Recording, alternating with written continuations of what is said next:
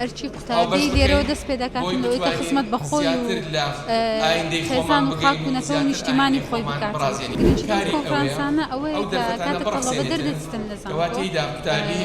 لە زانکۆدا فرسەتێکی ئەوەی هەبوو کە بتوانن هەوڵێکی تەواوی خۆی بداتن لەوەی کەوە توێژینەوە بکاتن لە ئاستێکی نایابدا.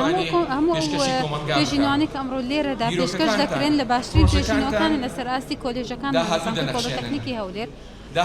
قوتابی کە لێرانەوە دەردەچێتن هەلی ئەوەی هەبووە کە خۆی نیشان بداتن لەوەی کە دەتوانیتن توێژینەوە باش ئەنجام بدا دوای ئەوەی کە لێرە دەردەچێتن بەیسکلی وەکو سەرەتایی خاڵەکی هەیە کە بەرەو پێشی بباتەوە. ئەرچی قوتابی لێرەوە دەست پێ دەکاتن لەوەی کە خزمەت بەخۆی و خێزان و خاک و نەتەوە نیشتیمانی خۆی بکاتن.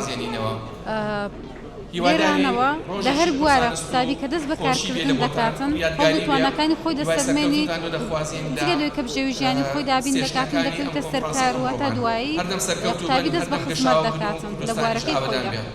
لەسەر ئەو بەشە بخوێنێتن یان پرۆژە توێژینەوە بکە کە تەواوی کردووە خۆ دەتوانێت لە بەشانی تریشی بکات.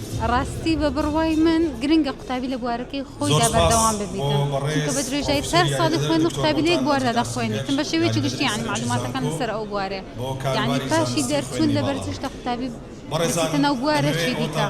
ئەوە سوالەکەیە یعنی قوتابی بە درێژایی سەر ساڵی زانکۆ هەوڵی داوە کە خۆی ئامادە بکات لەناو ئەو بوارەیەدا ئەو ڕێگەی کە گرتوویە لێبەر زانکۆ زیاتر لێی فراوان دەکاتن و دوای دەستون قەت دەگەڵۆدانی قوتابی لە بوارێکی دیکە بەردەوام.